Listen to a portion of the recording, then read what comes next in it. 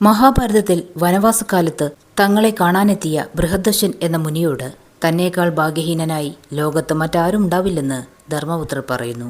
ഇത് കേട്ട മുനി പാണ്ഡവരെ സാന്ത്വനിപ്പിക്കുന്നതിനായി പറഞ്ഞ കഥയാണ് നളചരിതം കഥ.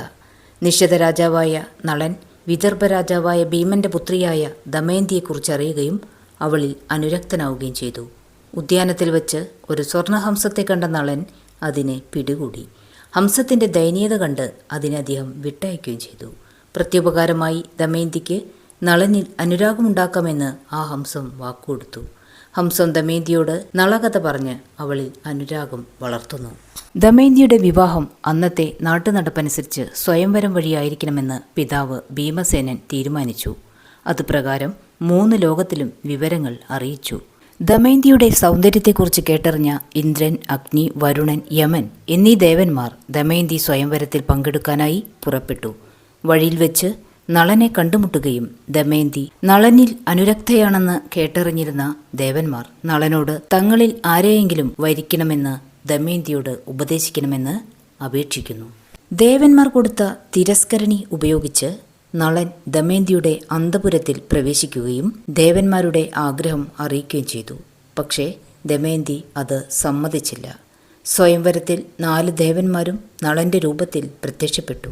ഇഷ്ടദൈവത്തെ മനസ്സിൽ ധ്യാനിച്ച് പ്രാർത്ഥിച്ച് കണ്ണു തുറന്നപ്പോൾ നളന്റെ ഒഴിച്ച് ബാക്കിയുള്ളവരുടെ കിരീടത്തിൽ ധരിച്ചിരുന്ന പൂക്കൾ വാടിക്കണ്ടു. നിസ്സംശയം ദമയന്തി ശരിക്കുള്ള നളനെ വരണമാല്യം ചാർത്തി. നള ദമയന്തിമാരുടെ പ്രേമത്തിൽ സന്തുഷ്ടരായ ദേവന്മാർ അവരെ അനുഗ്രഹിച്ച് ഓരോ വരങ്ങൾ കൊടുത്തു. നളൻ പാചകം ചെയ്യാനൊരുങ്ങുമ്പോൾ കുടത്തിൽ താനെ വെള്ളം നിറയുന്നതും തീ താനെ നന്നായി കത്തുന്നതും ഇന്ദ്രൻ, അഗ്നി, വരുണൻ തുടങ്ങിയ ദേവന്മാർ നൽകിയ അനുഗ്രഹത്തിന്റെ ഫലമായിരുന്നു.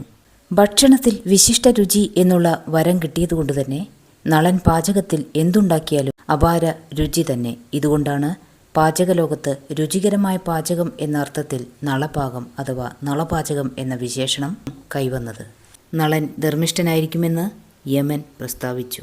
യാഗത്തിൽ മോക്ഷം പ്രത്യക്ഷമായിരിക്കട്ടെ എന്ന വരമാണ് ഇന്ദ്രൻ നൽകിയത്. ഇനി ബാക്കി കഥയിലേക്ക് വന്നാൽ ദമയന്തി നളനെ വരിച്ചതിൽ കുപിതനായ കലി നളനെയും ദമയന്തിയെയും വേർപിരിക്കുമെന്ന് ശപഥം ചെയ്തു. അങ്ങനെ നളനിൽ കലി ബാധിക്കുകയും പിന്നീട് കലിയുടെ പ്രേരണയാൽ നളൻ ദമയന്തിയെ കാട്ടിലുപേക്ഷിച്ച് കടന്നുകളയുന്നു. പല പരീക്ഷണങ്ങൾക്കൊടുവിൽ നളന് ദമയന്തിയോടൊന്നിച്ച് ജീവിക്കാനുള്ള അവസരം കൈവരുന്നു. പിന്നീട് കലിമുക്തനായി തീർന്ന നളൻ കള്ളച്ചൂതുകളി കളിച്ച് തന്റെ രാജ്യം കൈയടക്കിയ പുഷ്കരനിൽ നിന്ന് തന്റെ രാജ്യം വീണ്ടെടുത്തു.